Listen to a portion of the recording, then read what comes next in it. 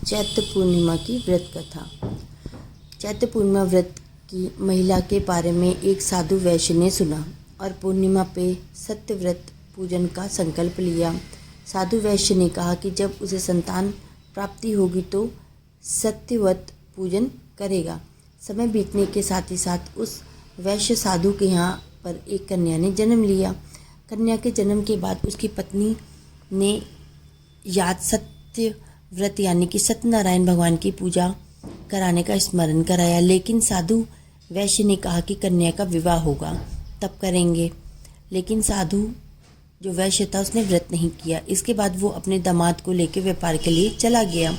वहाँ भगवान ऐसा भाग हुआ कि ऐसी करवट ली भाग ने कि उसे चोरी के आरोप में राजा चंद्रकेतु द्वारा दामाद सहित कारागार में डाल दिया गया।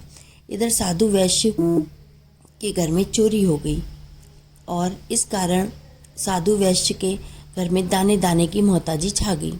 पत्नी लीलावती और पुत्री कलावती भिक्षा मांगने के लिए विवश हो गईं। एक दिन किसी नगर में सत्यनारायण की पूजा हो रही थी। प्रसाद मिलने की लालसा में पुत्री कलावती पूजन में बैठ गई। प्रसाद मिलने पे उसने घर में आके अपनी माँ को प्रसाद दिया।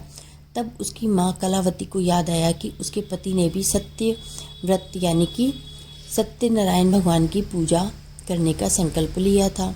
लीलावती ने अगले दिन श्रद्धा से व्रत और पूजन करा। भगवान से पति और दामाद के शीघ्र वापस आने की मनोकामना मांगी। लीलावती का श्रद्धा भाव और समर्पण भाव देख के श्रीहरि प्रसन्न हो गए और स्वप्न में राजा को कह दिया कि वह दोनों बंदियों को छोड़ दे क्योंकि वह निर्दोष है। राजा ने अगली ही सुबह उनका धन दान और जो भी उनसे लिया था सब कुछ देके विदा कर दिया।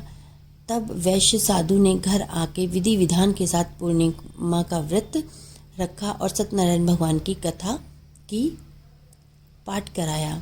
इसके बाद वे सब परिवार चैत्र पूर्णिमा सहित प्रत्येक पूर्णिमा और संक्रांति को सत्यवान और सत्यव्रत का पालन करने लग गए। सत्यनारायण भगवान की कथा करने लग गए।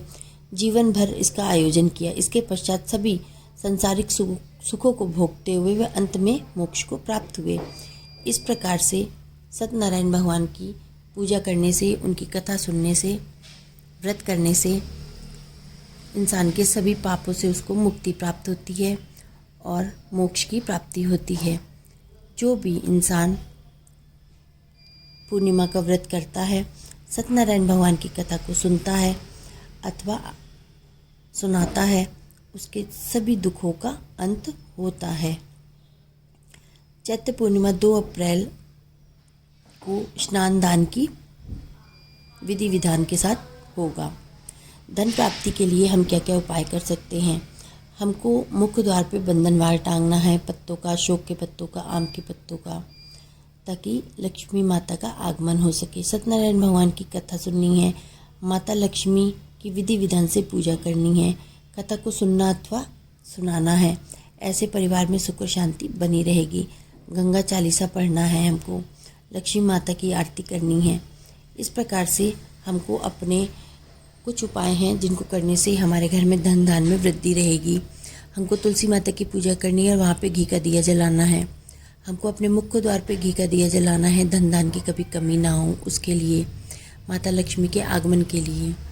उसके बाद हमको घर के मंदिर में दिया जलाना है और हमको रसोई घर में दिया जलाना है ताकि अन्नपूर्णा माता की कभी हमारे घर में कमी ना हो।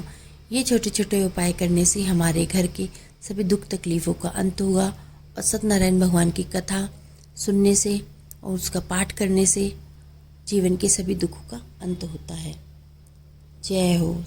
श्री हरि। ओम कृष्णाय वासुदेवाय हरिये परमात्मने प्रणतः क्लेशनाशाय गोविंदाय नमो नमः। अगर आपको चैनल पसंद आया हो तो इसको लाइक, शेयर और सब्सक्राइब करिएगा।